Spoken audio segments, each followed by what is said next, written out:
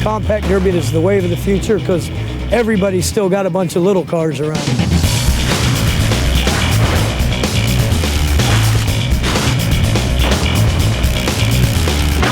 You just keep driving around circle until you see someone move and you just keep hitting them. It's kind of like a roundy round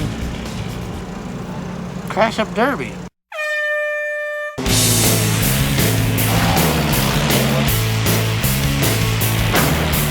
I don't necessarily like getting hit, but I like doing the hitting. With the compacts, they're a little bit smaller and more maneuverable. We get some good hits out there. There's some it sounds like a keg of dynamite going off.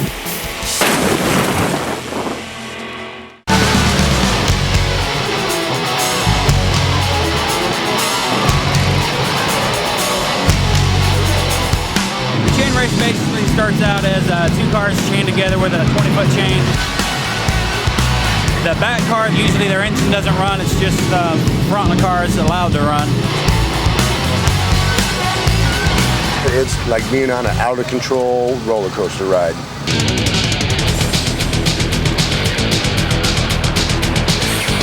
You got that added element of unpredictability of the extra driver. If you're not on the same page, you'll be making a left, the other guy be doing a right around the corner.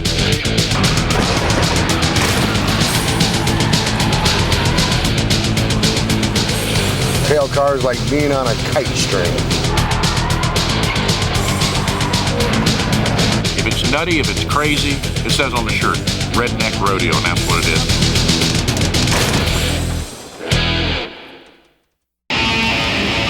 It's like comedy on wheels.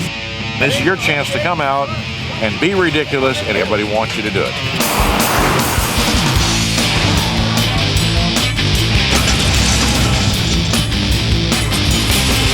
Get a boat, a trailer, hook it up to a car or a truck or whatever, and hope it doesn't come apart when it gets hit.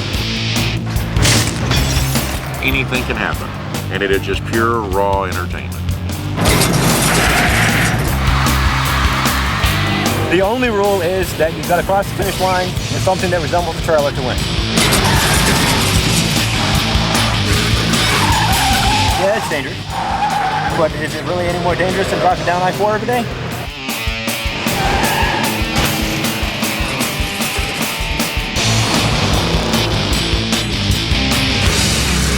It was all right till I had them flat tires, man.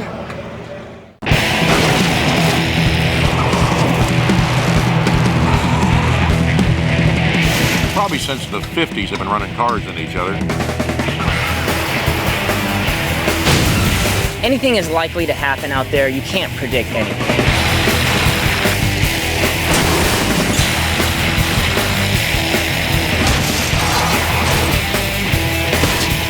You get addicted to it. You know, I'm addicted.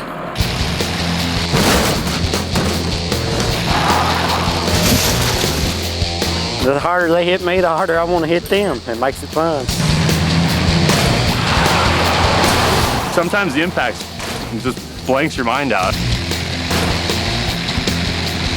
If I don't get you up on your feet at least one time, you come see me at the end of the show and I'll pay your ticket. I like to tear up cars. I love to crash.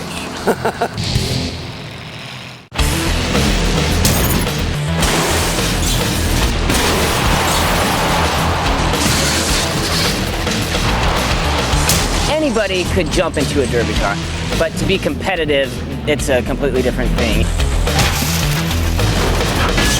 I usually try to hit with the back end until it kind of starts rolling up, and then I go to the front end because, like I said, I want to keep my radiator as long as I can.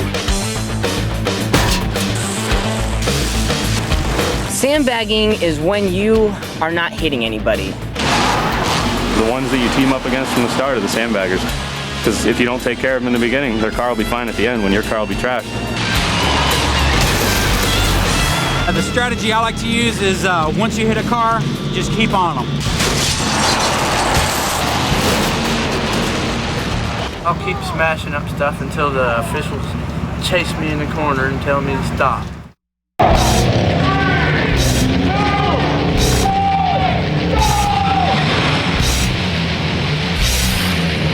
There's a flagpole that'll be in the middle of the X. What you gotta do is try to slide around it without hitting it, come back and go all the way around the track and do it again.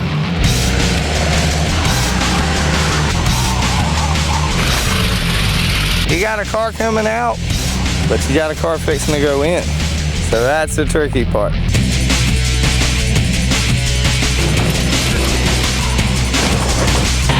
hang on, we're gonna hit somebody. I ain't figured out who yet. Hopefully nobody get hurt. These deals here, they're crash-oramas, they're not hurt-oramas. It's fun. It's fun to get hit, it's fun to hit. It's thrilling, I mean, you can't beat it.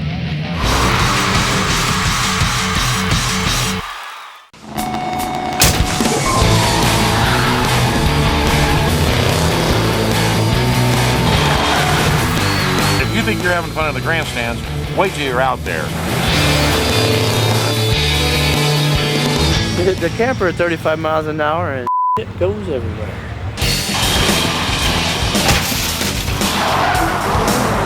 You run what you brung. You put any type of camper trailer behind it. I usually like 30 foot or longer, but that's all I can find. So far, I've broke my finger, broke my toe, burnt my arm, and that was just getting ready.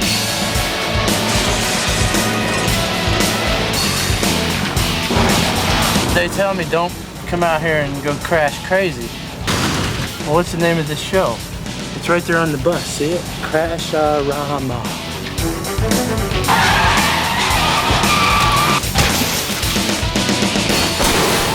Who don't like destruction?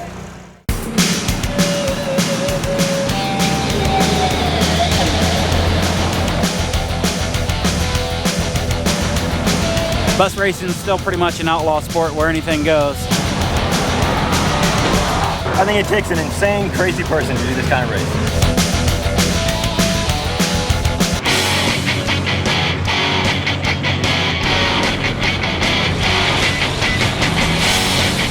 You're going in a figure eight, trying to get across traffic before they hit you. And if you don't, well, you're getting hit.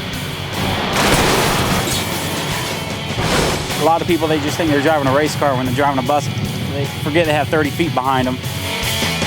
Buses are top heavy. You start going around corners, there's a higher potential for them to flip over.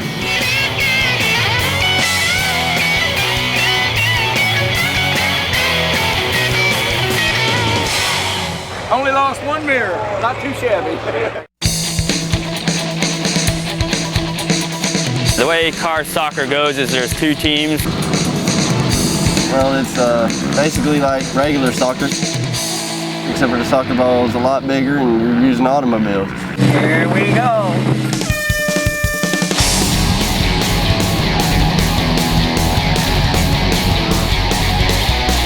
It's just get after that ball the best you can.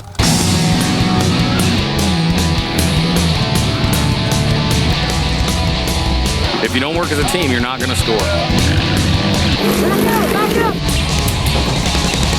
We're going to beat them. That's what we're going to do. Rough them up if we have to a little bit. Come on, move!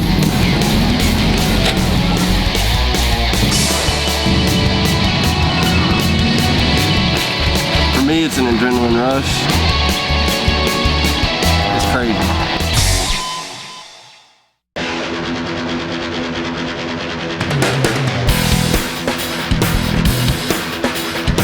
It's the greatest job in the world to get paid to break stuff. Tonight I'll be performing what they call a school bus steel wall crash. You think that nothing's ever going to happen. You can't get hurt, you can't die doing this stuff.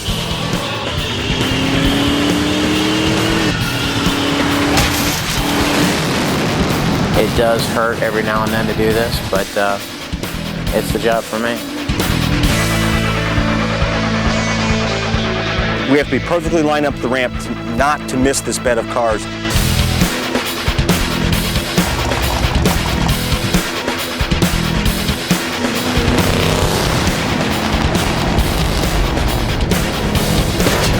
Can't can't do a stunt like that without a seatbelt.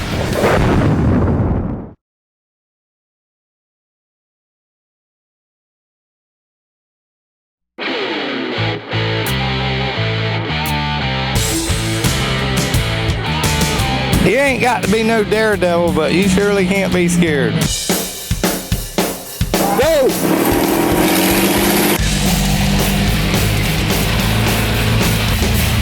The passenger is the person who tells you which way to go. Left, easy right, straight. And if he don't know what he's doing, he ain't gonna win.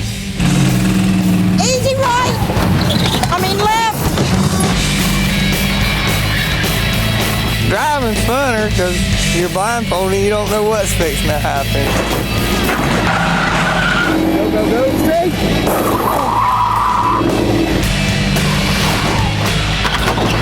Go to the left. Right. Right. Go.